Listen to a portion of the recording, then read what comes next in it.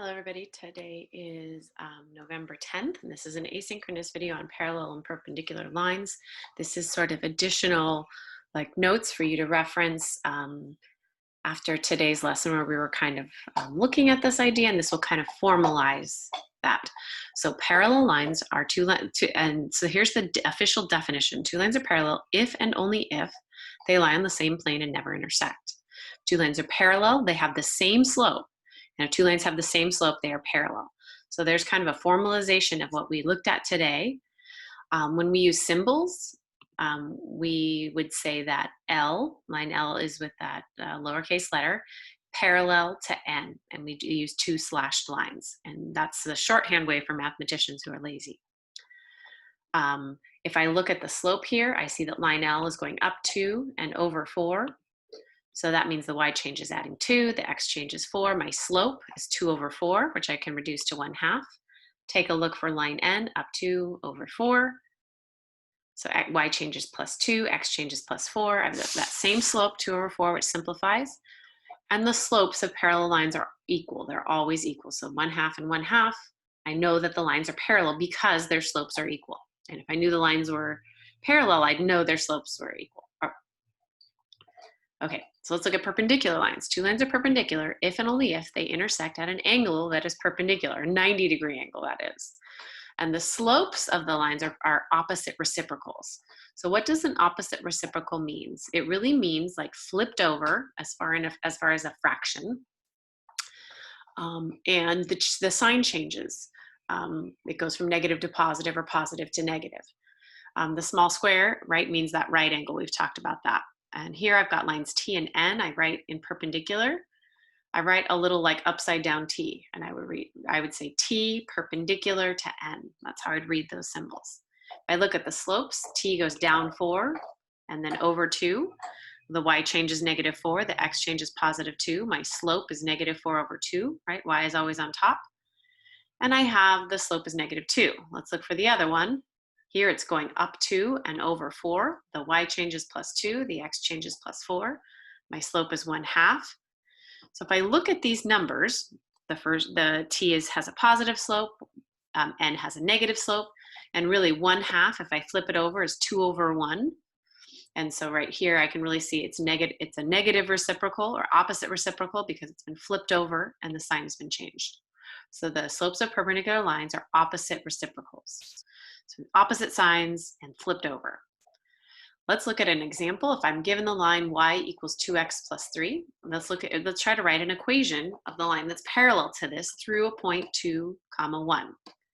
So first, the y-intercept of this line is 3. I put a dot on 3.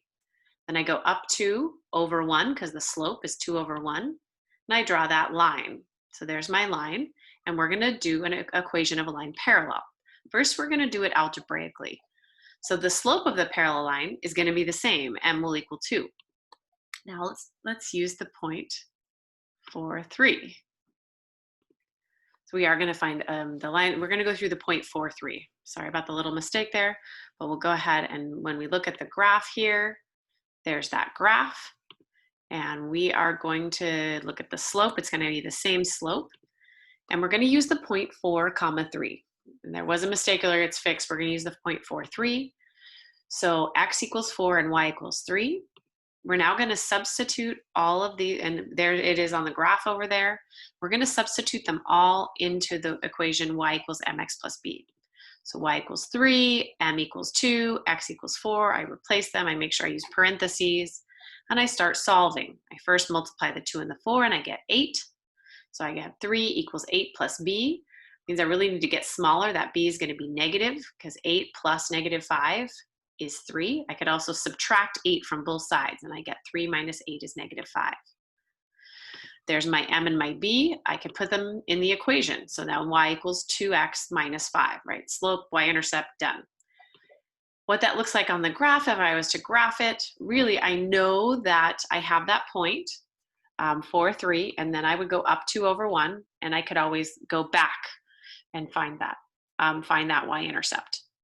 So from a perpendicular line, we're going to start with a different equation, different point.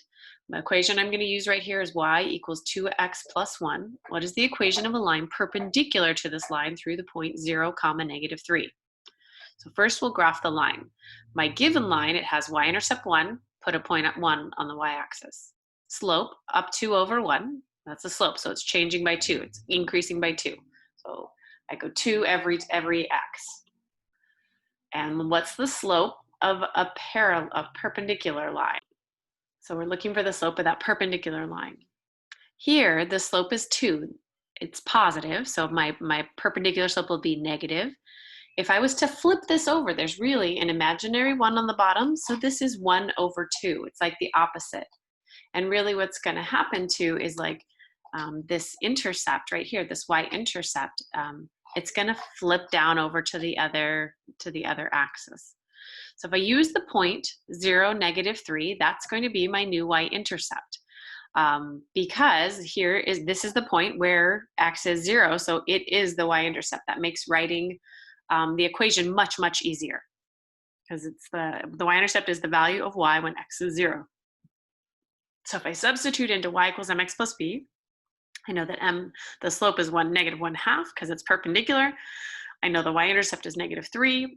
Put those together and I get the equation y equals negative 1/2 minus 3. And if I look at this, I could also be graphing this point. I see 0, negative 3 is right there on the y-axis. I go down 1 over 2 and I graph that line. And then I've got that line graphed. All right, so we'll keep practicing these parallels and perpendiculars. They're not easy stuff, but you all have a great day and I'll see you soon.